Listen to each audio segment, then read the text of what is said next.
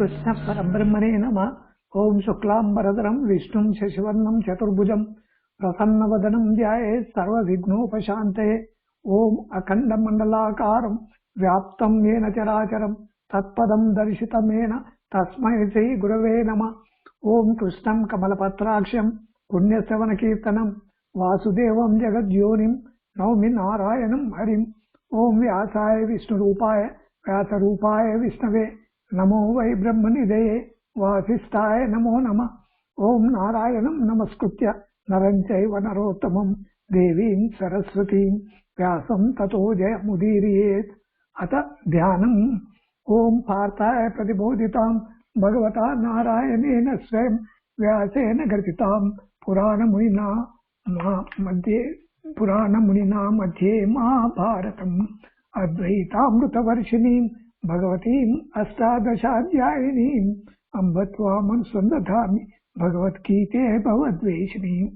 नमोऽस्तुते व्यासविशालबुद्धे पुल्लारविन्दाय तपत्रनेत्र येन त्वया भारततैलपूर्ण प्रज्वालितो ज्ञानमयप्रदीपः प्रपन्नपारिजाताय स्तोत्रवेत्रैकपाणये ज्ञानमुद्राय कृष्णाय गीतामृतदुये नमः। वसुदेवसुतं देवं कंसचाणूरमर्दनं देवकी परमानन्दं कृष्णं वन्दे जगद्गुरुं। भीष्मद्रोणतटा जयद्रथदला गान्धारनीलोत्पला शल्यग्रावती कृपेण वाणी कर्णेन वेलाकुला अश्वत्थामविकर्णघोरमकरा दुर्योधनावर्तिनी सोत्तीर्णा खलु पाण्डवै रणनदी कैवर्तक केशवा पाराशरेव च सरोजममलं गीतार्थगन्धोत्कटं नानाख्यानककेसरं हरिकथा सम्बोधना बोधितं। लोके सज्जनशत्पदै अहरा पेपीयमानं मुदा भूयात् भारतपङ्कजं कलिमलप्रध्वंसि न श्रेयसे। मूकं करोति वाचालं पङ्गुं लङ्घयति गिरिं यत्कृपातमहं वन्दे परमानन्दमाधवम्। शान्ताकारं भुजगशयनं पद्मनाभं सुरेशं विश्वाधारं गगनसदृशं मेघवर्णं शुभाङ्गं लक्ष्मीकान्तं कमलनयनं योगी उद्यानगम्यं वन्दे विष्णुं भवभयहरं सर्वलोकैकनाथं। यं ब्रह्मा वरुणेन्द्ररुद्रमरुत शृण्वन्ति दिव्यैस्तवै वेदैः साङ्गपदक्रमोपनिषदै गायन्ति यं सामगाः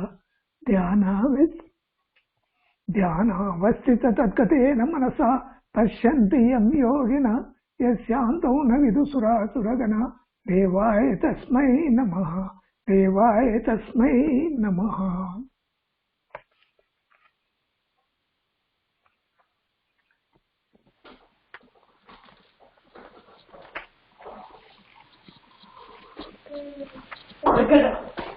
ఐదో అధ్యాయం చదువుతానండి, నేను చదువు.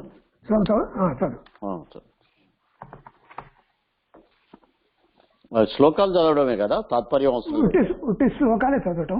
ఈ శ్లోకాలు అన్ని ఒక దిక్కు ఉంటే బాగుండేది. అసలు అది ఉంది ఆ పుస్తకం నీ దగ్గర? పర్వాలేదు మా, దీంట్లో చూస్తాను. పర్వాలేదు, టైం అంటే ఎక్కువ టైం పడుతుంది. పర్వాలేదు నేను చూసుకుంటాను. సౌకర్యం. ఓకే, ఒక్క నిమిషం.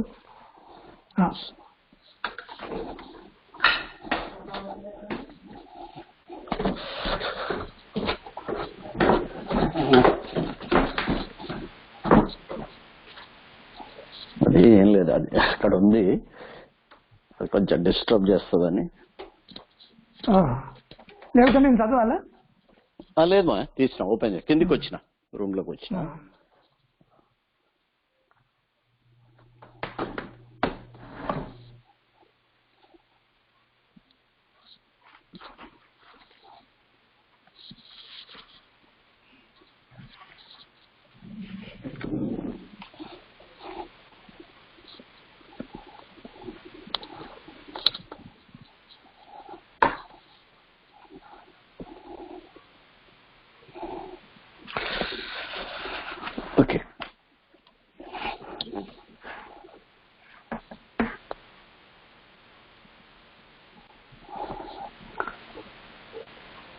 కర్మ సన్యాస యోగము 5వ అధ్యాయము. అర్జున ఉవాచ మొదటి శ్లోకం. సన్యాసం కర్మణాం కృష్ణ పునర్యోగం చ సంశసి యచ్ఛ్రేయ ఏతయోరేకం తన్మే బ్రూహి సునిశ్చితం. శ్రీ భగవానువాచ 2వ శ్లోకం. సన్యాస కర్మయోగశ్చ నిశ్రేయసక రావుభౌ తయోస్తు కర్మ సన్యాసాత్ కర్మ యోగో విశిష్యతే.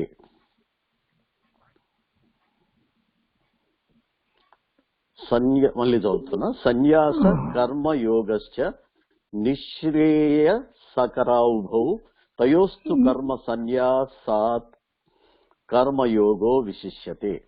3వ శ్లోకం. దీన్ని ఈ విధంగా చదవాలి. సన్యాస కర్మయోగశ్చ నిశ్రేయస కరావుభౌ తయోస్తు కర్మ సన్యాసాత్ కర్మయోగో విశిష్యతే. ఆ విధంగా సన్యాసాత్ కర్మయోగో విశిష్యతే. ఓకే. ఓకే. 3వది. జ్ఞేయ నిత్య సన్యాసి యోనద్వేష్టి న కాంక్షతి నిర్ద్వంద్వో హి మహాబాహో సుఖం బంధాత్ ప్రముచ్యతే. 4వది. సాంఖ్యయోగౌ పృథగ్బాలాః ప్రవదంతి న పండితాః ఏకమప్యాస్థిత సమ్యక్ భయోర్విందతే ఫలం. 5.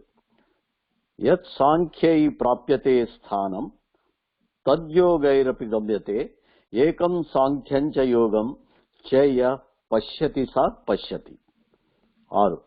సన్యాసస్తు మహాబాహో దుఃఖమాప్తుమయోగతః యోగయుక్తో మునిర్బ్రహ్మ న చిరేనాధిగచ్చతి. యోగయుక్తో గచ్చతి. నచిరేనాది గచ్చతి. మునిర్బ్రహ్మ అన్న కాడ ఆగాలి. మునిర్బ్రహ్మ నచిరేనాది గచ్చతి. 7th. యోగయుక్తో విశుద్ధాత్మ విజితాత్మ జితేంద్రియ సర్వభూతాత్మ కుర్వన్నపి నా లిప్యతే. 8, 9. నైవ కించిత్ కరోమీతి యుక్తో మన్యేత తత్వవిత్ పశ్యన్ శృణ్వన్ స్పృశన్ జిఘ్రన్ అశ్నన్ గచ్చన్ స్వపన్ శ్వసన్. 9. ప్రళపన్ విసృజన్ గృహాన్నున్మిషన్నపి ఇంద్రియాణీంద్రియాదేషు వర్తంత ఇతి ధారయన్. 10. బ్రహ్మణ్యాధాయ కర్మాణి సంగం త్యక్త్వా కరోతి యః లిప్యతేన స పాపేన పద్మపత్ర వివాంభస. 11. కాయేన మనసా బుద్ధ్యా కేవలైరింద్రియైరపి యోగినః కర్మ కుర్వంతి సంగం త్వక్తాత్మశుద్ధయే. 12. యుక్త కర్మఫలం త్యక్త్వా శాంతిమాప్నోతి నైష్ఠికీం అయుక్త కామకారేణ ఫలే సక్తో నిబధ్యతే. 13. సర్వకర్మాణి మనసా సన్యస్యాస్తే సుఖం వశి నవద్వారే పురే దేహి నైవ కుర్వన్ అకారయన్.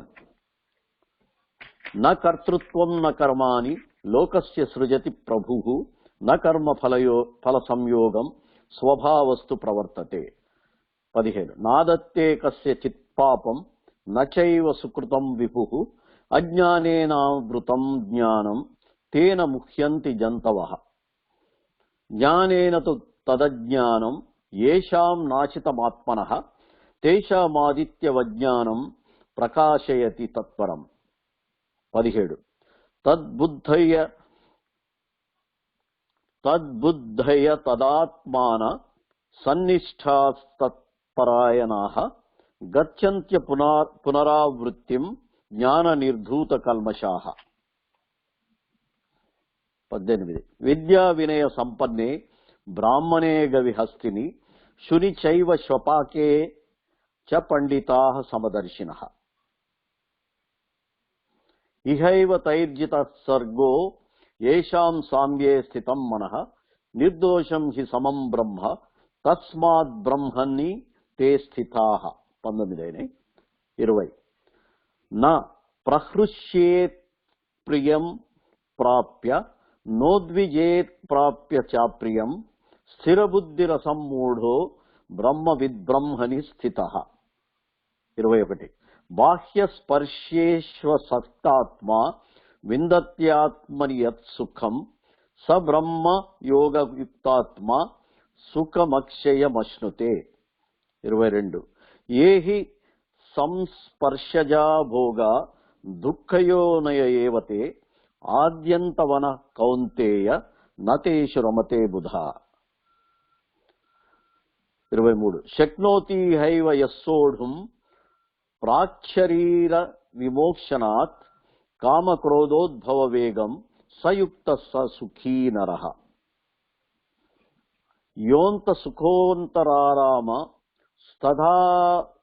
తదాంతర్జ్యోతిరేవయః సయోగి బ్రహ్మ నిర్వాణం బ్రహ్మభూతోధిగచ్చతి.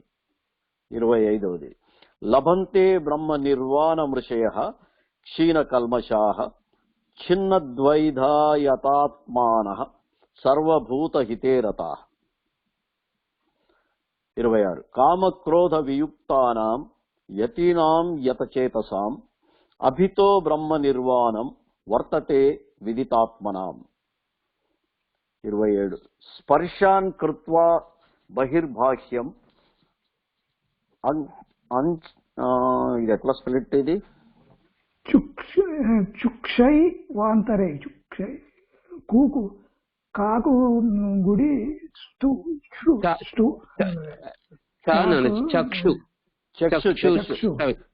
స్పర్శాన్ కృత్వా బహిర్బాహ్యం చక్షుశ్చైవాంతరే భ్రువోః ప్రాణాపానౌ సమౌ కృత్వా నాసాభ్యంతరచారిణౌ.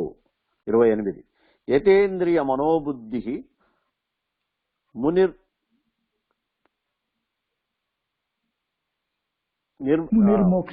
యతేంద్రియ మనోబుద్ధి నిర్మోక్షపరాయణః యతేంద్రియ మనోబుద్ధి మునిర్మోక్షోపరాయణః విగతేచ్ఛా భయక్రోధో యస్సదాముక్త ఏవ సః.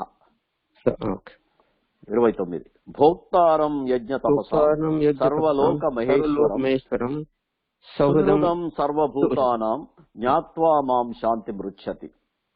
29 అయినాయి. ఇప్పుడు మనము తత్వబోధ తీసుకోవచ్చు. ఇంకా ఎందుకంటే ఒక్కసారి ముందు చూసి ఉంటే కొంచెం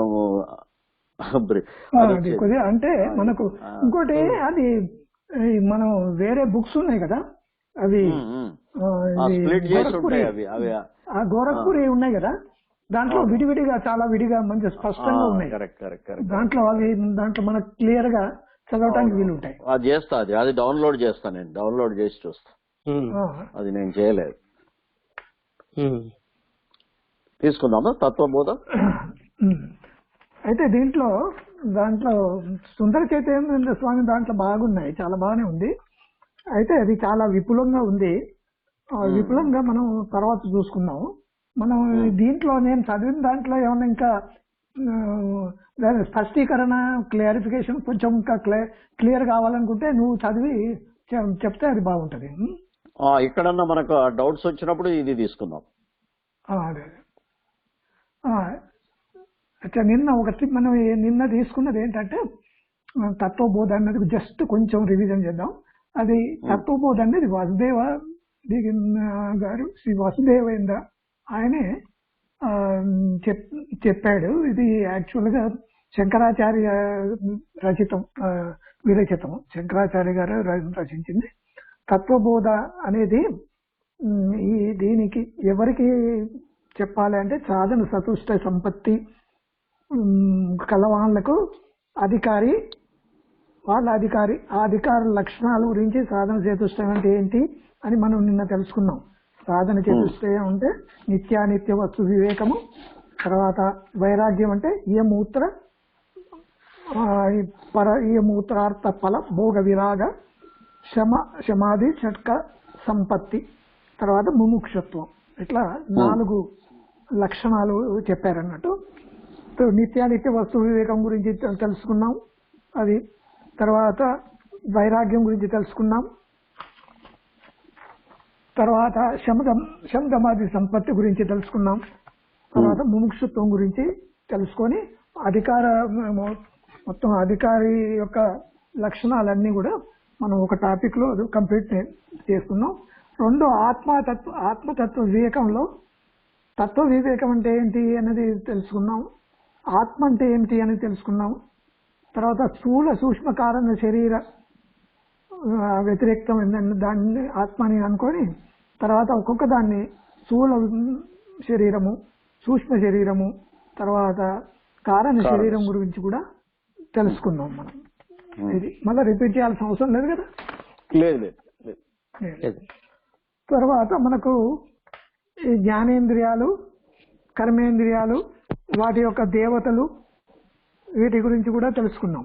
వాటి విషయాలేంటి, వాటి దేవతలు ఏంటి, ఇంద్రియాల యొక్క ప్రతి ఇంద్రియం యొక్క దేవత ఏంటి, వాటి గురించి తెలుసుకున్నాం. తర్వాత మనం కారణ శరీరం గురించి అది అవిద్యా రూపమని, అనిర్వచనీయమని, అది దానికి మొత్తం సత్స్వరూప దాంట్లోపల ఈ అనిర్వచనీయమైనది, దీని అజ్ఞానం వల్ల కలిగినది, అదే మనకు బీజ రూపంగా ఉండి ఇదైందనే ఇది కూడా తెలుసుకున్నాం మనం. తర్వాత అవస్థ త్రయం అన్నది మనం తెలుసుకునేది ఉంది. దాంట్లో అవస్థలు అనే 3 అవస్థాత్రయాలు.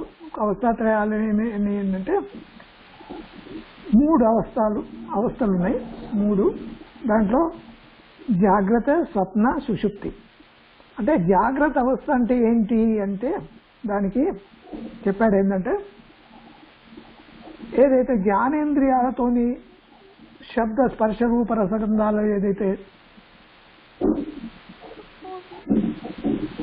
తెలియబడతాయో అది జాగ్రత్త అవస్థ.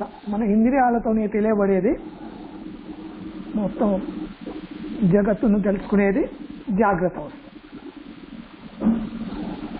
తర్వాత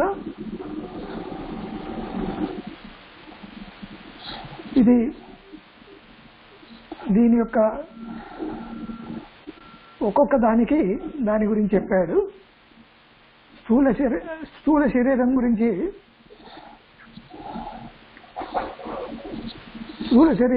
చెప్పాడు కదా. అంటే దాని యొక్క ఆత్మ స్థూల శరీర అభిమాని ఆత్మకు విశ్వకర్తాయి. అంటే స్థూల శరీరం, ఇప్పుడు స్థూల శరీరం ఒక అభిమాని అంటే స్థూల శరీరాన్ని ఐడెంటిఫై చేసేవాడు ఆత్మ. ఆ ఆత్మకు విశ్వడు అని అంటారు. అంటే జాగృతి అవస్థ లోపల ఏదైతే స్థూల శరీరాన్ని ఐడెంటిఫై చేసుకొని ఉన్న దాని పేరు, ఆ ఆత్మ పేరు విశ్వడు. ఆత్మ అన్నది 3 శరీరాల్లో కూడా ఉంటుంది. స్థూల శరీరము, సూక్ష్మ శరీరము, కారణ శరీరం 3 ఉంటుంది. అయితే స్థూల శరీరం యొక్క అభిమానిని ఆత్మకు ఏమంటారంటే విశ్వడు అంటారు. అట్లే స్వప్నావస్థ అంటే ఏంటి, స్వప్నావస్థ గురించి ఏం చెప్తున్నారంటే అది ఏదైతే మనం జాగ్రత్త అవస్థ లోపల మనం ఏదైతే చూస్తామో, వింటామో, ఆ వాటి యొక్క వాసనలు, ఆ వాసనల ద్వారా నిర్మించినది ప్రపంచం ఏదైతే స్వప్నం లోపల మనకు కనిపిస్తుంటుందో దాన్ని స్వప్నావస్థ అని అంటారు. ఏదైతే జాగృతి లోపల మనకు ఏదైతే కనిపిస్తుంటాయో, వినిపిస్తుంటాయో వాటి వాసనల వల్లనే నిర్మితమైంది స్వప్న ప్రపంచం. దాన్ని స్వప్నావస్థ అంటారు. తర్వాత ఈ సూక్ష్మ శరీర అభిమాని, ఈ సూక్ష్మ శరీరానికి అభిమాని ఎవరంటే తైజసుడు. ఇది స్వప్నావస్థ లోపల ఏముంది, సూక్ష్మ శరీరం ఉంది. దాని యొక్క అభిమాని ఆత్మ ఎవరంటే తైజసుడు. తర్వాత సుషిప్తావస్థ ఏంటంటారంటే డీప్ స్లీప్, అంటే గాఢ నిద్రను సుషుప్త అవస్థ అంటారు. అంటే దాంట్లోపల మనకి ఏం తెలియదు అన్నట్టు, మంచిగా నిద్రపోతాం, సుఖంగా నిద్రపోతున్నాం అనుభవం మాత్రం దాంట్లో ఉంటుంది. అయితే దీన్నే కారణ శరీరం, సుషుప్తి అవస్థ అనే కారణ శరీరం అంటారు. ఈ కారణ శరీర అభిమాని ఆత్మను ఏమంటాడంటే ప్రాజ్ఞ అంటాడు. అంటే 3 శరీరాల లోపల వాటి యొక్క ఐడెంటిఫై, అంటే జాగృతి అవస్థ లోపల ఏదైతే స్థూల శరీరం ఉందో, స్థూల శరీరానికి లో ఉన్న వాటిని విశ్వడు అని అంటారు. స్వప్నావస్థలో సూక్ష్మ శరీరంలో ఉన్నవాడిని ఇది తైజసుడు అంటారు. తర్వాత సుషుప్తి అవస్థ అంటే కారణ శరీరంలో ఉన్నవాడిని ప్రాజ్ఞుడు అని అంటారు. ప్రాజ్ఞుడు. అయితే పేర్లు వేరు అవస్థల్లో వేరు పేర్లు పెట్టబడ్డాయి. ఒకటే ఆత్మను 3 పేర్లతోనే సెపరేట్ గా చెప్పబడుతుంది. అయితే పంచకోశాలు అంటే ఏంటి అని అడిగారు అన్నట్టు. దానికి పంచకోశాలు అయితే ఈ మూడిట్లో మోయ నేను ఒకటి విన్నాను. ఈ 3 ఏదైతే అవస్థాత్రయాలలో విశ్వడు, తైజసుడు, ప్రాజ్ఞుడు 3 ఉన్నాయి కదా, మూడిట్లలో కూడా ఆత్మ సాక్షిభూతంగా ఉంటది. సో స్థూల శరీరంలో అంటే జాగృతావస్థలో మనం ఏవైతే చేస్తున్నామో అప్పుడు ఆత్మ సర్వవ్యాప్తి అయినా కూడా అది సూక్ష్మం కాబట్టి అది పర్టికులర్ లొకేషన్ లో ఉంటదని చెప్పారు. దాంట్లో ఆత్మ జాగృతావస్థ లోపల ఆత్మ కుడి కంటిలో ఉంటదంట. కరెక్ట్. అంటే విశ్వడికి కుడి కంటిలో, విశ్వడి ఉన్నప్పుడు, తైజసుడుగా ఉన్నప్పుడు కంఠంలో, ప్రాజ్ఞుడిగా ఉన్నప్పుడు హృదయ మధ్యం లోపల. సో అని 3 లొకేషన్ చెప్పారు అనమాట. దాంట్లో దీంట్లో రాలేదు, నేను వేరే అది కరెక్ట్. చలపతిరావు గారని ఆయన, నేను ఒకసారి చెప్పింటే కదా మీకు, ఆయన అభినవ వ్యాస అనేదో దానికి ఆయన టైటిల్ కూడా ఉన్నది. సో ఆయన ప్రవచనం దీని గురించి వింటుంటే నేను దాంట్లో చెప్పిండు అనమాట. సో కుడి కన్ను లోపల కూడా అది కూడా స్పెసిఫిక్ గా కుడి కన్నులో ఉంటాడు అని చెప్పిండు అనమాట. కుడి కంటిలో ఉంటాడు. యాక్చువల్ గా అవును, తైజసుడు అనేవాడు కంఠంలో ఉంటాడు. తర్వాత ప్రాజ్ఞుడు అనేవాడు హృదయంలో ఉంటాడు. అది దాంట్లో నేను విన్నది గుర్తు. కరెక్ట్. తర్వాత ఈ పంచకోశాల గురించి 5 కోశాలు ఉన్నాయి. అన్నమయ, ప్రాణమయ, మనోమయ, విజ్ఞానమయ, ఆనందమయ కోశం. అన్నమయ అంటే ఏంటంటే ఏదైతే అన్నంతోని అన్న రసంతోని తయారైతుందో, అన్న రసంతోనే వృద్ధి పొందుతుందో, అన్న రూపమైన పృథ్వీ అంటే మన యొక్క భూమి మీదనే విలీనమైపోతుందో, అంటే శరీరం చనిపోయిన తర్వాత మళ్ళా భూమి లోపలికే పోతుంది. అంటే భూమిని అన్న రూపమైన పృథ్వీ అని చెప్పవచ్చు. ఎందుకంటే పృథ్వీ నుంచే మనకు అన్న ధాన్యాలన్నీ మన పృథ్వీ నుంచే దొరుకుతాయి కదా. మనకు అన్నం అన్నది పృథ్వీ నుంచే వస్తుంది కాబట్టి అన్న రూప పృథ్వీ లోపల అది విలీనం అవుతుంది, పుట్టుతుంది. యాక్చువల్లీ అన్న రసంతోనే పుడుతుంది, అన్న రసంతోనే వృద్ధి పొందుతుంది. అన్న రూపమైన పృథ్వీ లోపలనే అది విలీనమవుతుంది శరీరం. తర్వాత దీన్ని అన్నమయ కోశం అంటారు. తర్వాత ప్రాణమయ కోశం, రెండోది ప్రాణమయ కోశం. అయితే దీంట్లో ఈ ప్రాణమయ పంచవాయువులతోని, తర్వాత వాక్ మొదలైన పంచకర్మేంద్రియాలు తోని కలిపి దీన్ని ప్రాణమయ కోశం అంటారు. ప్రాణమయ కోశం లోపల ప్రాణాలు ఉంటాయి, 5 ప్రాణాలు ఉంటాయి. దానికి తోడు పంచకర్మేంద్రియాలు ఉంటాయి. ఇది గుర్తుంచుకోవాలి. పంచకర్మేంద్రియాలు కూడా దీంతోనే ఉంటాయి. ఈ పంచకర్మేంద్రియాలను ఈ పంచ ప్రాణాలు కలిపి ప్రాణమయ కోశం అంటారు. తర్వాత మనోమయ కోశం. ఇది మనోమయ కోశం ఉన్నది మనస్సు, తర్వాత జ్ఞానేంద్రియాలు కలిపి ఉన్నదాన్ని మనోమయ కోశం అంటారు. తర్వాత విజ్ఞానమయ కోశం. విజ్ఞానమయ కోశం లోపల బుద్ధి, తర్వాత జ్ఞానేంద్రియాలు 5 దీంతో కలిసి ఉంటాయి విజ్ఞానమయ కోశం. దీంట్లో మనోమయ కోశం లోపల కర్మేంద్రియాలు ఉంటాయి మనస్సుతో, విజ్ఞానమయ కోశంలో బుద్ధితో జ్ఞానేంద్రియాలు ఉంటాయి. తర్వాత లాస్ట్ ఆనందమయ కోశం. ఇది కారణ శరీరం సంబంధించింది, అవిద్యాయుక్తమైంది, ప్రియమైన వృత్తి కలిగి ఉంటుంది, మలినసత్తు ఆనందమయ కోశం అంటారు. ఇట్లా పంచకోశాల గురించి చెప్పబడింది. తర్వాత ఏ విధంగా అయితే దీని గురించి ఏమి చెప్తున్నారంటే,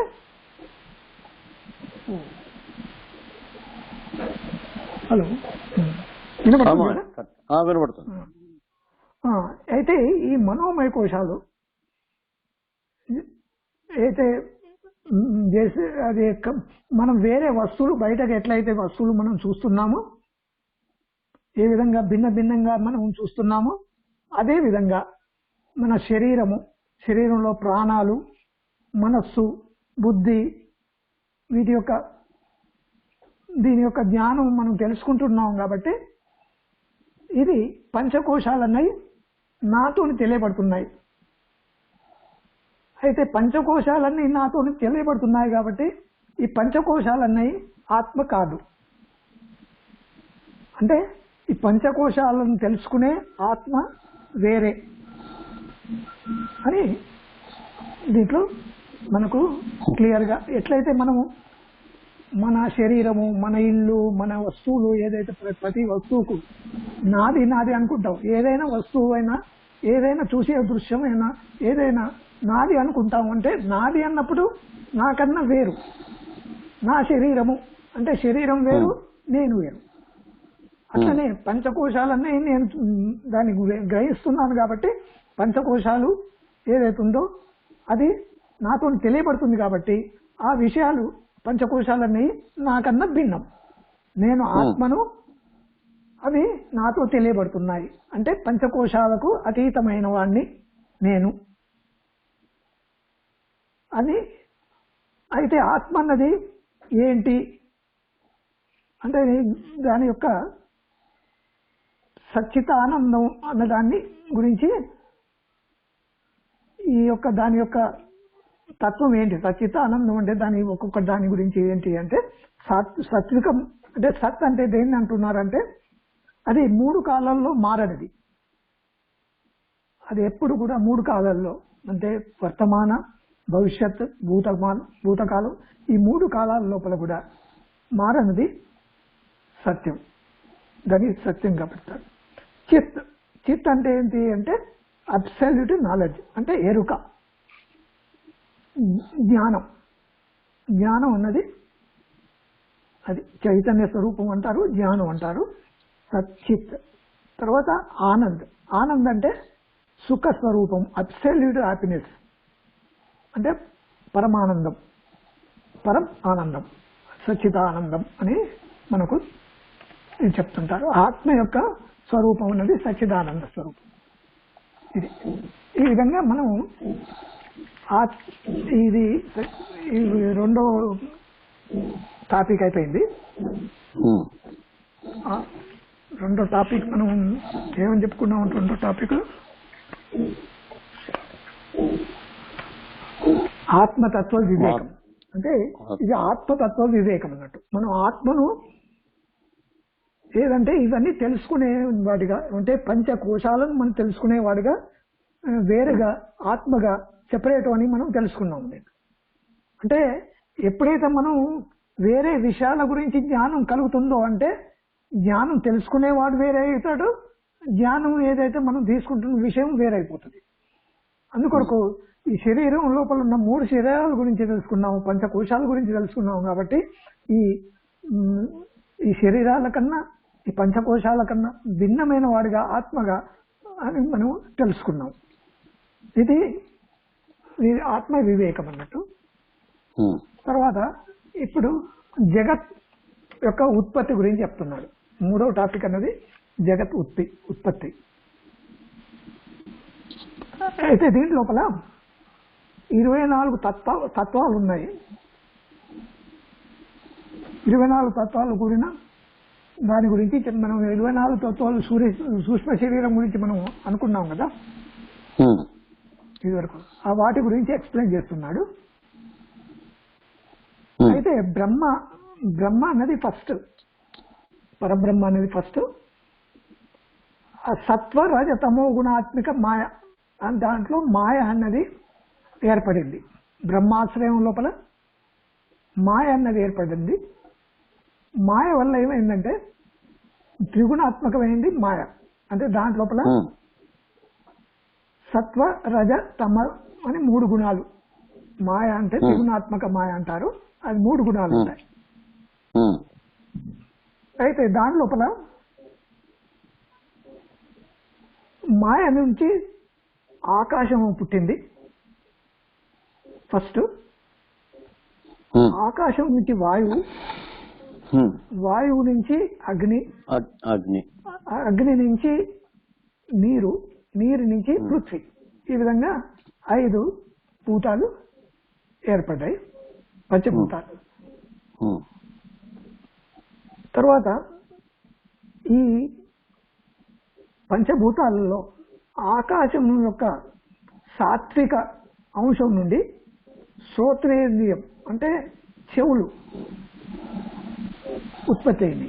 చెవు ఇంద్రియం ఉత్పత్తి అయింది. ఆకాశము యొక్క సాత్విక అంశం నుండి చెవు ఇంద్రియం ఉత్పత్తి అయింది.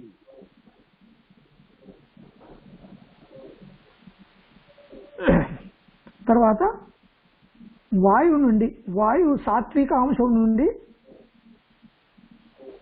మనం ఇది చర్మం అనే ఇంద్రియం, త్వక్ అంటే చర్మం అనే ఇంద్రియము, ఇది కూడా సాత్విక అంశం నుంచి, వాయువు యొక్క సాత్విక అంశం నుంచి. తర్వాత అగ్ని యొక్క సాత్విక అంశం నుంచి అది కంటి ఇంద్రియం ఉత్పన్నమైంది. తర్వాత నీటి యొక్క సాత్విక అంశం నుండి నాలుక ఇంద్రియం ఉత్పన్నమైంది. మళ్ళా పృథ్వీ అంటే భూమి యొక్క సత్వ అంశం యొక్క నుంచి ముక్కు ఇంద్రియం అది ఉత్పన్నమైంది. ఈ విధంగా తర్వాత ఈ పంచతత్వాన్ని ఈ మొత్తం 5 భూతాల సాత్విక అంశం నుంచి అంతఃకరణం, అన్ని భూతాల అన్ని భూతాలు కలిపి వాటి సత్యాంశం నుంచి అంతఃకరణం ఉత్పన్నమైంది. ఈ అంతఃకరణమే కాన్స్టిట్యూట్స్ ఆఫ్ అంటే దాని అంతఃకరణ లోపలనే మనస్సు, బుద్ధి, అహంకారం, చిత్తం అని ఉంటాయి. ఈ విధంగా సాత్విక అంశం నుంచి పంచమహాభూతాల సాత్విక అంశం నుంచి అంతఃకరణము, జ్ఞానేంద్రియాలు ఇది జరిగింది. తర్వాత అంటే తన్మాత్రల నుండి తీసుకున్నారు. అంటే పంచీకరణం చెందని పంచభూతాల నుండి పంచీకరణం చెందని 5 జ్ఞానేంద్రియాలను తీసుకున్నారు. ఒక్కొక్క దాన్ని ఒక్కొక్క దగ్గర నుంచి తీసుకున్నారు. వేరే అంతఃకరణం మాత్రం ఆల్ మిక్స్డ్ తీసుకున్నారు. ఆల్ మిక్స్డ్ అది కూడా సాత్వికం. ఆల్ మిక్స్డ్ అంశం నుంచి సాత్విక అంశం. ఇప్పుడు మనస్సు ఒక్కొక్క దాని గురించి చెప్తున్నాడు. మనస్సు అంటే ఏంటి? మనస్సు అంటే సంకల్ప వికల్పం చేసేది మనస్సు. బుద్ధి నిశ్చయం చేసేది. తర్వాత అహంకారం అన్నది నేను చేస్తున్నాను, I am the doer, the sense is the ego, అహంకారం అన్నట్టు. తర్వాత చిత్తం అన్నది అది చింతన చేసేది, ఆలోచన చేయట చిత్తం, చింతన చేసేది చిత్తం. తర్వాత ఒక్కొక్క దానికి దేవతలు చెప్తున్నారు. మనస్సు యొక్క దేవత చంద్రుడు. ఆ, తర్వాత బుద్ధికి బ్రహ్మదేవుడు. దీంట్లో మళ్ళా దీనికి బుద్ధికి ఏమని చెప్పాడంటే బ్రహ్మదేవుడు అని చెప్పాడు. తర్వాత అహంకారానికి రుద్రుడు అని చెప్పాడు. చిత్తానికి వాసుదేవుడు అని చెప్పాడు. వాసుదేవుడు అని చెప్పాడు. వాసుదేవుడు. తర్వాత ఒక్కొక్క భూతం నుంచి మళ్ళా రజ అంశం నుంచి రజోగుణం నుంచి ఏమేమి పుట్టినాయో అది చెప్తున్నారు. ఆకాశం నుంచి రజోగుణం నుంచి శబ్దం పుట్టింది. ఆకాశం యొక్క రజోగుణం నుంచి శబ్దం పుట్టింది. వాయువు యొక్క రజోగుణం నుంచి చేయింద్రియం పుట్టింది. తర్వాత అగ్ని యొక్క రజోగుణం నుంచి పాదాల ఇంద్రియాలు పుట్టినాయి. తర్వాత జలం యొక్క రజోగుణం నుంచి అది ఉపస్థేంద్రియము అది మన జనరేటర్, అది జెనిటల్ అంటారు కదా, జెనిటల్ అంటారు, అది జెనిటల్. అది తర్వాత పృథ్వీ యొక్క అంటే భూమి యొక్క రజోవంశం నుంచి అది గుదేంద్రియం, దట్ ఈజ్ యానస్ పుట్టింది. ఈ విధంగా మనం రజోగుణం నుంచి ఏమేమైతే కర్మేంద్రియాలు పుట్టాయో. గుదేంద్రియం జలస్య అన్నాడు మా జలభూతం నుండి ఒక రాజసాంశం వలన గుదేంద్రియం. ఇదేమో అది తప్పు చెప్పారు. దాంట్లో తప్పు ఉంది. అది కరెక్ట్. ఎందుకంటే నేను దీంట్లో చూస్తున్నా మన సుందర చైతన్య, నేను నా దాంట్లో కూడా కరెక్ట్ చేసుకున్నా. మాకు ఈ క్లాస్ తీసుకున్నారు కదా, ఆ క్లాస్ లో చెప్పాడు. అది కరెక్ట్ కాదు. ఎందుకంటే వీర్యం ఉన్నది యాక్చువల్ గా ద్రవ పదార్థం కదా. జెనరేటివ్ అంటే యాక్చువల్ గా ఇది ఇంద్రియం అన్నది వాటర్ తో సంబంధమే కాబట్టి అది నా దాంట్లో కూడా తప్పు రాసి ఉంటే అది కరెక్ట్ చేసుకున్నాం. అది ఓకే ఓకే ఓకే. తర్వాత ఇదే దీంట్లోనే మళ్ళా సమిష్టి యొక్క రజో అంశం నుంచి పంచ ప్రాణాలు పుట్టాయి. సమిష్టి ఈ పంచమహాభూతాల సమిష్టి రజోగుణం నుంచి పంచ ప్రాణాలు పుట్టాయి. అచ్చా, పంచీకరణము అంటే ఏంటి అని, పంచీకరణం ఎట్లా అయింది అని అంటే, పంచమహాభూతాలు ఇదివరకు చెప్పాము, మనం మాట్లాడుకున్నాం దీని గురించి. అయితే మళ్ళీ చెప్తున్నాను. పంచమహాభూతాల యొక్క తమోగుణం అంశం నుంచి 2 భాగాలు చేసిన తర్వాత ఒక్కొక్క భాగం సెపరేట్ పెట్టి దాన్ని మళ్ళా మిగతా భాగాల లోపల 1/4 అన్ని కలిపితే, అంటే మెయిన్ ఇప్పుడు పృథ్వీ అంశం తీసుకున్నాం అనుకో, పృథ్వీ సగభాగం, పృథ్వీ యొక్క తామస అంశం సగభాగం తీసుకొని మిగతా ఏవైతే భూతాలు ఉంటాయి కదా వాటిలో 1/4 ఈ భూతం పృథ్వీ యొక్క సగభాగంలో కలపాలి. మిగతా 1/8 తీసుకోవాలి. 1/8 అవుతుంది కదా.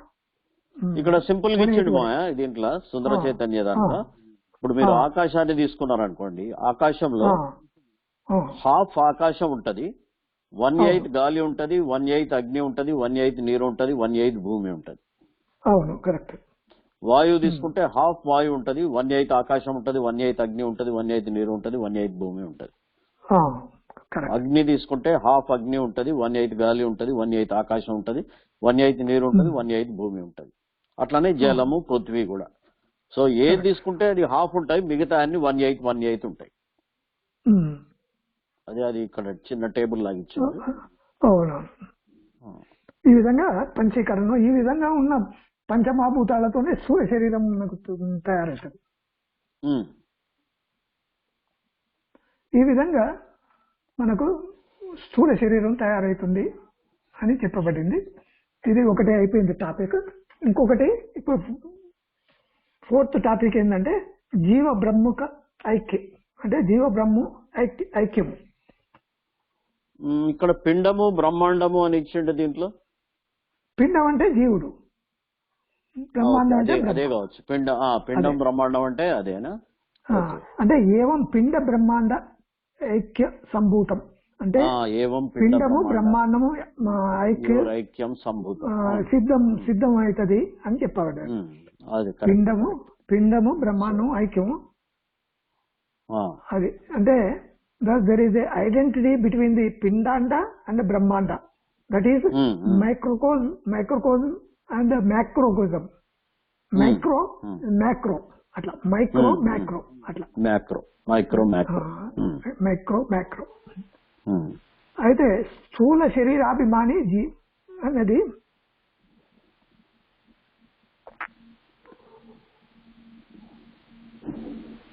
అయితే స్థూల శరీరం అభిమాని అయితే జీవుడు ఉన్నాడో వాడు బ్రహ్మ యొక్క ప్రతిబింబం. అసలు జీవుడు ఏంటంటే బ్రహ్మం యొక్క స్థూల శరీరాభిమాని జీవుడు అయితే ఎవరైతే ఉన్నారో బ్రహ్మ యొక్క ప్రతిబింబం. మనం ప్రతిబింబం అని అనుకున్నాము, ఇదివరకు కూడా చెప్పుకున్నాము. ఈ అంతఃకరణంలో పడిన ప్రతిబింబం ఏదైతే ఉందో అది జీవుడు.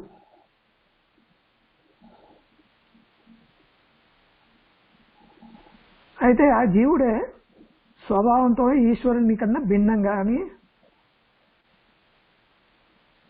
అనుకుంటాడు.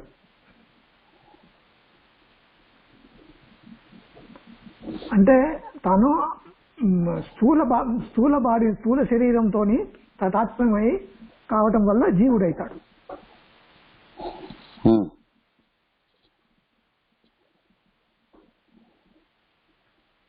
అంటే యాక్చువల్గా అంటే అజ్ఞానం వల్ల ఈశ్వరుని కన్నా భిన్నత్వముగా తాను అనుకుంటాడు, తన స్వభావంగా అనుకుంటాడు.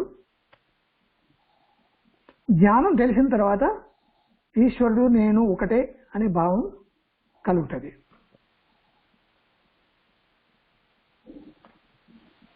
అర్థమైందా?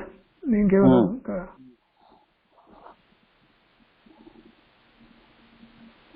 అంటే సూక్ష్మ శరీరం లోపల దాని లోపల తను ఐడెంటిఫై చేసుకుంటాడు. తను సూక్ష్మ శరీరం అయితే నేను అనుకుంటాడు కాబట్టి జీవుడుగా అవుతాడు.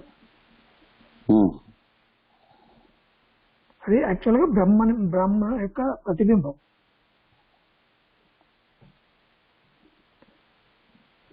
జీవ అన్నది ప్రతిబింబం. అంటే మనకు శరీరంలో జీవుడు అంటే జీవాత్మ, పరమాత్మ, జీవాత్మ, ఆత్మ కలిసే ఉంటాయి. జీవాత్మని పరమాత్మ అంటాము.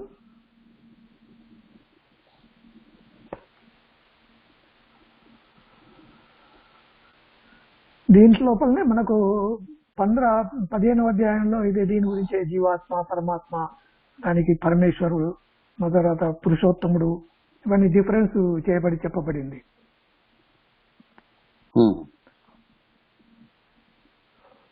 దీని గురించి డీటెయిల్ ఇంకా అర్థం చేసుకునేది ఉందా? దీంట్లో జీవాత్మది ఏం లేదు కదా. ఏంటంటే జీవాత్మ అన్నది ప్రతిబింబం. అంటే బింబం మనకు ఆత్మ అయితే ప్రతిబింబము జీవుడు. అసలు ప్రతిబింబము బింబము డిఫరెన్స్ ఏం లేదు అసలు.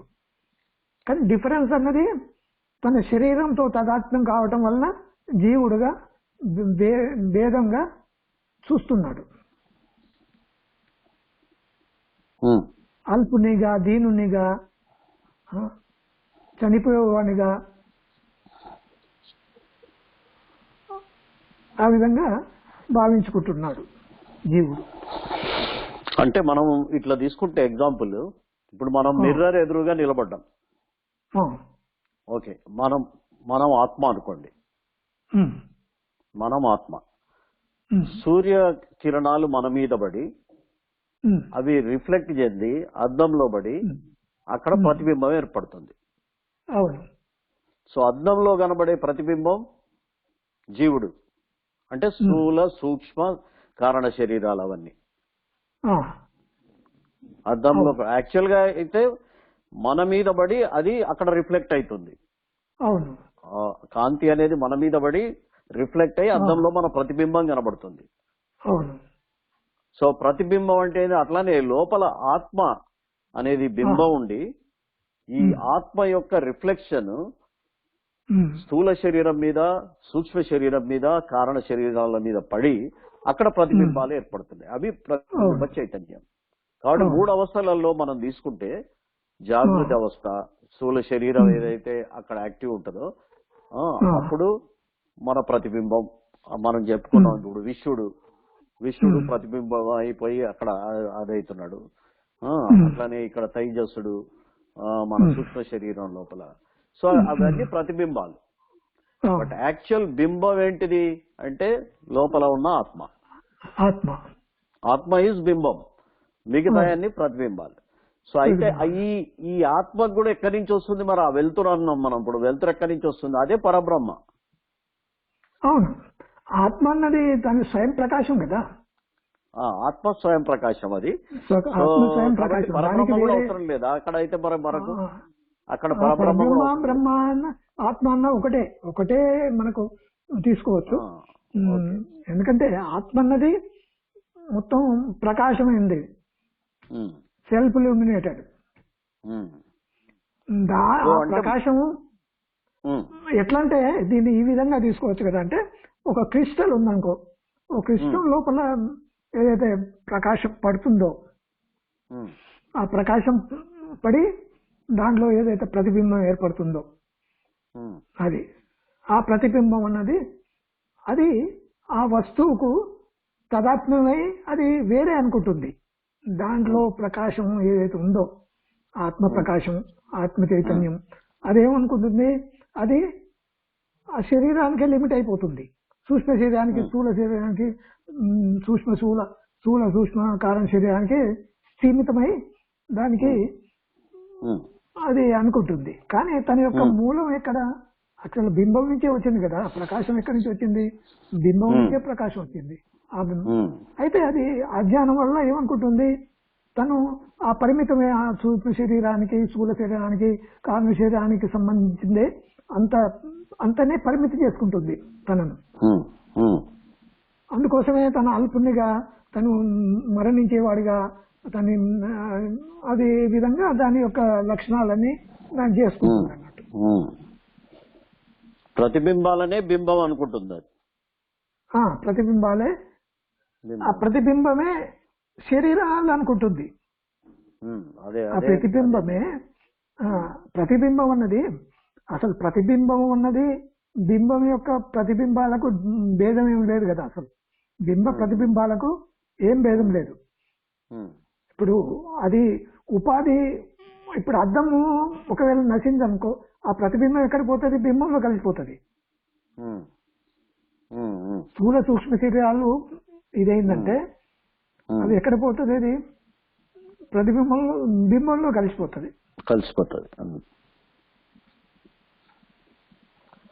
అంటే ఇప్పుడు మన ఆత్మ అనేది వీటిని ఉపాధిగా కలిగి ఉన్నది. స్థూల సూక్ష్మ కారణ శరీరాలను ఉపాధిగా కలిగి ఉన్నది.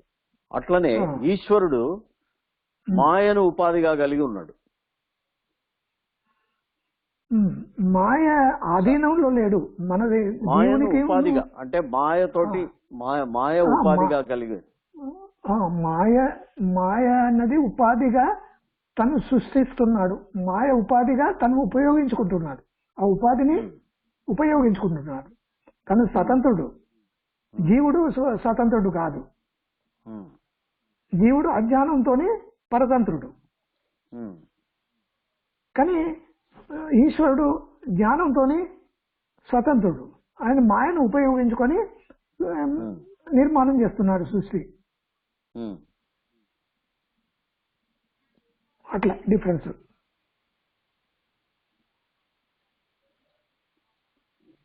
దీంట్లో ఉపాధి సే యుక్త ఆత్మకు ఈశ్వర్ కతే, అంటే ఉపాధి యుక్తమైన ఆత్మని ఈశ్వరుడు అంటారు. తర్వాత ఇక్కడ కూడా అవిద్య, ఇంకోటి ఏమన్నాడంటే ఒక దాంట్లో అవిద్య ఉపాధి యుక్త ఆత్మని జీవుడు అంటారంట. అవిద్య యుక్తమైన ఆత్మకు జీవుడు అంటారు. మాయా ఉపాధి యొక్క యుక్తమైన ఆత్మను ఈశ్వరుడు అంటారు. ఈశ్వరుడు అంటారు. అట్లా అంటే ఈ ఉపాధి భేదాల వల్లనే జీవ ఈశ్వరుల భేదం ఉంది. యాక్చువల్ గా జీవునికి ఈశ్వరునికి భేదం లేదు. ఉపాధి దృష్టితోనే ఇది భేదం. అంటే శరీరంలో ఉన్నాడు కాబట్టి జీవుడు అయ్యాడు.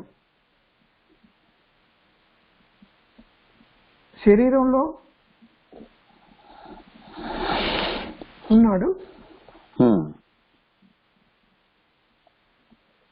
అవిద్య అజ్ఞానంలో ఉన్నాడు కాబట్టి ఇది మాయా ఉపాధితోనే ఉన్నాడు.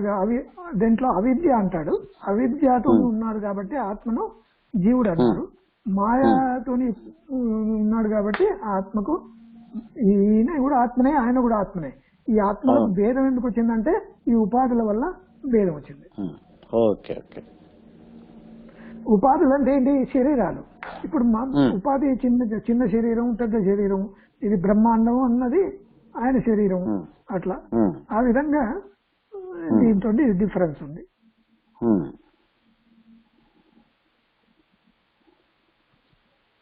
దీంట్లో ఉపాధికి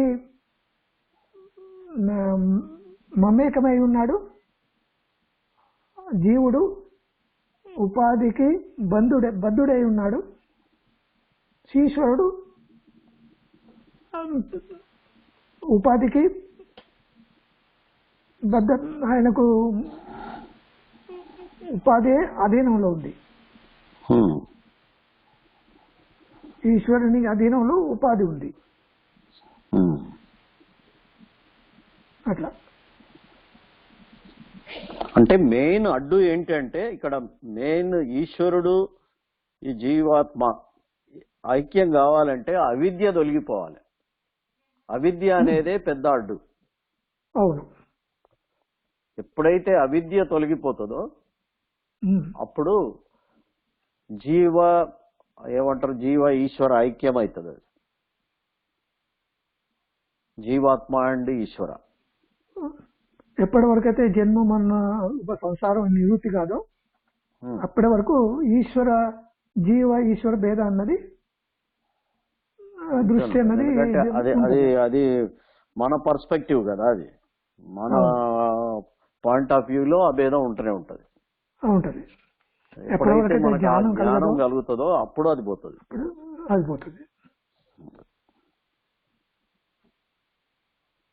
అందుకొరకే జీవ ఈశ్వరం భేదం అన్నది స్వీకారం చేయొద్దని, దాన్ని యాక్సెప్ట్ చేయొద్దని అంటారు.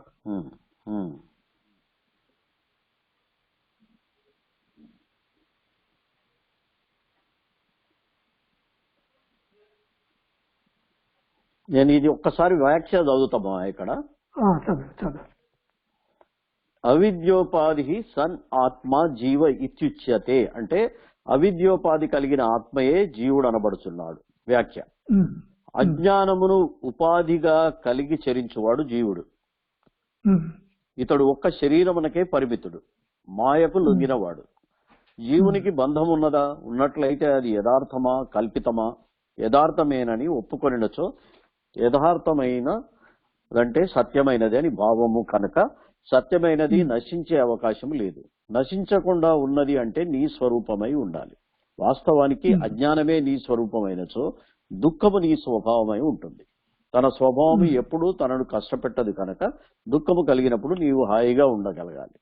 కానీ మన అనుభవం అందుకు భిన్నంగా ఉన్నది. దుఃఖాన్ని ఒక్క క్షణం కూడా మనం అనుభవించలేకపోతున్నాం. ఇది కొంచెం లెంతీ ఉన్నది, దీన్ని నేను కట్ షార్ట్ చేస్తాను.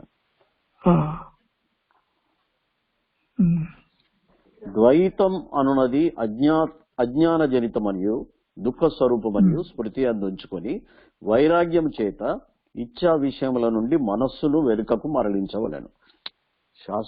శాస్త్రవాక్యమును గురువాక్యంను మననం చేసుకుంటూ అదంతయు పుట్టుక లేని బ్రహ్మమేననియు అసత్తైన ద్వైతము వాస్తవానికి లేనిదే కనుక దానిని చూడనవసరం కూడా లేదనియు శ్రీ శంకరుల వారు తమ ఉపనిషద్ భాష్యంలో తెలిపి ఉన్నారని చెప్పాడు. అట్లనే దీన్ని ఏం చెప్తున్నాడంటే మాయోపాధి సన్ ఈశ్వర ఇత్యుచ్యతే అన్నదానికి మాయోపాధి కలిగిన చైతన్యము ఈశ్వరుడు అనబడుచున్నాడు అని చెప్తున్నాడు. మాయలను ఉపాధిగా కలిగి చరించువాడు ఈశ్వరుడు. ఇతడు సర్వ శరీరములకు సంబంధించి ఉన్నాడు. ఇతడు మాయను తన అదుపులో ఉంచుకొని ఉన్నాడు. అది దీనికి కొంచెం లెంతీ వ్యాఖ్య ఉంది, అవసరం లేదులేండి మనకు. కరెక్ట్.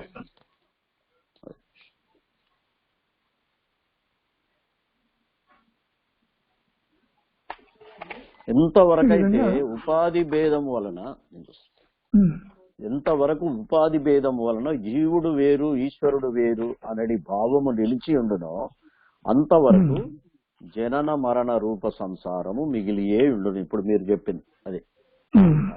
ఏవం ఉపాధి భేదాత్ జీవేశ్వర భేద దృష్టి యావత్ పర్యంతం తిష్టతి తావత్ పర్యంతం జన్మ మరణాది రూప సంసారో అనివర్తతే. దానికి ఎంతవరకైతే ఈ ఉపాధి భేదం మనకు ఉంటుందో అనిపిస్తుందో, నేను వేరు జీవుడు వేరు అన్నది ఉన్నంత వరకు మన జనన మరణం అనేది, అంటే అజ్ఞానమే మన రీబర్త్ కి కారణం కాబట్టి జనన మరణాలు ఉంటూనే ఉంటాయి.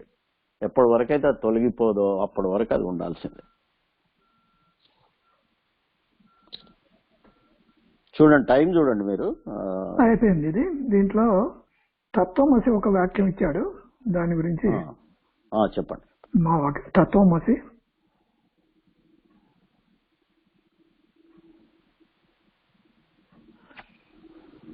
దీంట్లో మా తత్వమసి లోపల దీంట్లో ఉపాధులను తీసేసి, అంటే ఆ ఈశ్వరుని యొక్క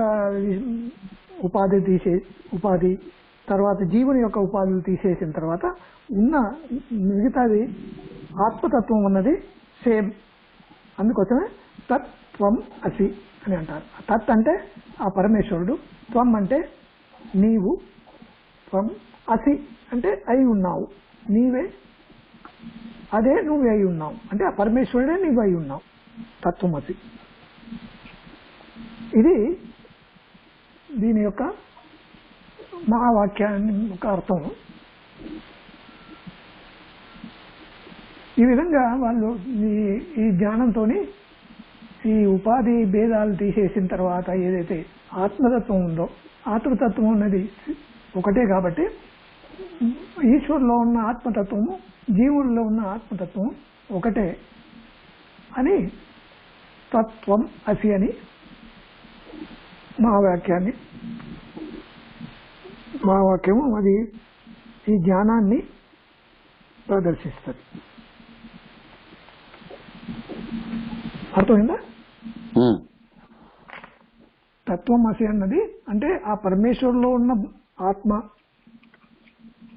తర్వాత నీలో ఉన్న ఆత్మ ఒకటే. తత్వం అసి, అది నీవు ఒకటే తత్వం.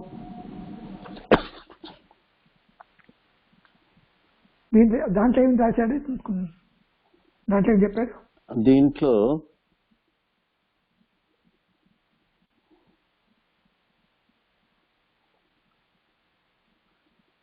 ఇదేంటంటే అల్పజ్ఞ జీవునికి అహంకారం ఉంటది, ఈశ్వరునికి నిరహంకారం. అదే అంటున్నాడు జీవుడు అల్పజ్ఞుడు, అహంకార రూపుడు, పరిమిత జ్ఞానం కలవాడు జీవుడు. పరిమిత జ్ఞానం కలవాడు. అవిద్య, అహంకారం ఈ రెండు జీవుడి లక్షణాలు. నిరహంకారుడు, అపరిమితమైన జ్ఞానం గలవాడు ఈశ్వరుడు. తత్వమసి మహావాక్యము తెలిసినంత మాత్రాన విరుద్ధ ధర్మాలు కలిగిన ఈ రెండింటి మధ్య అభేదము ఎలా దర్శనీయమగును అన్న క్వశ్చన్ వేసిండు అన్నట్టు. సో దానికి ఫర్దర్ చెప్పిండు. ఇది కొంచెం వ్యాఖ్య ఎలాబరేట్ ఉంది. సో దాన్ని నేను అనేది సత్తుయే గనక సత్తును నిరాకరించుట అనగా తాను లేదని అంగీకరించుటయే జరుగును. ఇది నిరాధారణమైన వాదన అయి ఉన్నది కనుక ఉన్నది సత్తు ఒక్కటియే, అదియే నీవు, అదియే ఈశ్వరుడు కూడాను. ఉపాధి రహితంగా చూచినప్పుడు ఇరువురు ఒకటియే అయి ఉన్నారు. ఇదియే తత్వమసి వాక్యము ద్వారా మనకు అందడి సత్య నిర్దేశము.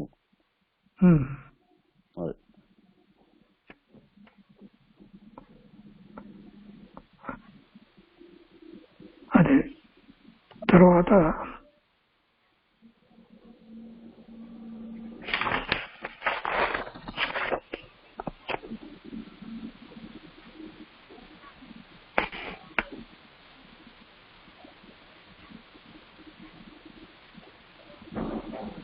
దీని తర్వాత ఏం టాపిక్ ఉంది మన దీంట్లో? ఇది అయిపోయింది. ఇది తర్వాత దీవ ఐశ్వర్య గురించే పూర్తి చెప్పాడు. దీన్ని కొద్దిగా మంచిగా కొద్ది వాక్యాలతో మంచిగా ఇది చేయాలి. అది ఒకసారి తర్వాత చెప్పుకుందాము. ఒకటి ఏంటంటే ఇది తీసుకోవచ్చు, దీన్ని తీసుకోవచ్చు. యాక్చువల్లీ దీంట్లో ఈయన సుందర చైతన్యది వ్యాఖ్య అది మరి చెప్పు, అది చదువు మరి. ఇప్పుడు టైం అయిపోయింది అనుకుంటా. అయిపోయిందా? అయితే మళ్ళీ నెక్స్ట్ చూద్దాం. ఇంకొక టాపిక్ ఉన్నది, ఒకటే ఉంది, రేపు చూద్దాం. అది రేపు ఆ టాపిక్ చూద్దాము. ఇది నెక్స్ట్ తీసుకున్నప్పుడు దీన్ని మొత్తం తీసుకుందాం, ఐజిటీస్ తీసుకుందాం. నెక్స్ట్ మనము తత్వబోధన మళ్ళీ ఒకసారి తీసుకున్నప్పుడు కంప్లీట్ సుందర చైతన్యాది కంప్లీట్ చదువుదాం. బాగుంది, ఎందుకంటే అది కాన్సెప్ట్ వస్తుంది మనకు. అవును, ఎందుకంటే ఆయన లాజికల్ గా ఒక్కొక్క పాయింట్ డిస్కస్ చేసిండు. సో అది చూడొచ్చు మనం. అది 8 days తీసుకుంటది. తీసుకోవచ్చు. రేపు ఇది కంప్లీట్ చేద్దాము. ఇప్పుడు కంప్లీట్ చేసి ఇంకో సెకండ్ టైం మనము ఈ టెక్స్ట్ తీసుకుందాం, ఆయన తీసుకుందాం సెకండ్ టైం. యాక్చువల్ గా శంకరాచార్యుల ఇది ప్రకరణ గ్రంథం కదా. ఇంకో ఆత్మబోధ చూసినాం అనుకోండి, ఇది తత్వబోధ, ఇది వెరీ బేసిక్. ఇది ఆత్మబోధ చూస్తే దాంట్లో 64 వర్సెస్ ఉన్నాయి దాంట్లో. ఇదేమో క్వశ్చన్ ఆన్సర్ ఫామ్ లో ఉంది. అది యాక్చువల్ గా అది మనము ఒక సబ్జెక్ట్ గా తీసుకోవాలి. అది ఇదేందో ఇది టర్మినాలజీ. యాక్చువల్ గా ఇదంతా మనకు టర్మినాలజీ, ఒక్కొక్క దాని టర్మినల్ మొత్తం అర్థం చేసుకుంటానికి, తత్వాలు ఒక్కొక్క దాని గురించి తెలుసుకుంటానికి. దాంట్లో యాక్చువల్ గా ఆత్మజ్ఞానమే ఉంది, అది పూర్తి ఆత్మజ్ఞానం. అయితే అది కూడా ఆయన ఏమంటాడంటే, ఆత్మబోధ కూడా ఆయన ఏమంటాడంటే, ఆత్మబోధను you take it as a basic గా తీసుకొని, ఇప్పుడు అది కంప్లీట్ చేసిండు ఆయన. అక్కడ న్యూజెర్సీలో వాళ్ళ ఆశ్రమం ఉంది, ఆయన అది దాని క్లాసెస్ కంప్లీట్ చేసేసిండు. కంప్లీట్ చేసి ఇప్పుడు ఆయన అద్వైత మకరందం అని తీసుకున్నాడు. మన గీతా మకరందం లాగానే అద్వైత మకరందం ఆ సబ్జెక్ట్ తీసుకున్నాడు. ఆ అద్వైత మకరందంకి ఆయన అంటాడు, ద బేస్ ఈజ్ ఇది ఆత్మబోధ. ఆత్మబోధ తర్వాతనే అద్వైత మకరందం తీసుకోవాలి అంటుండ అన్నట్టు. సో అద్వైత మకరందం దాన్ని ఫాలో అవుతుంది అది. సో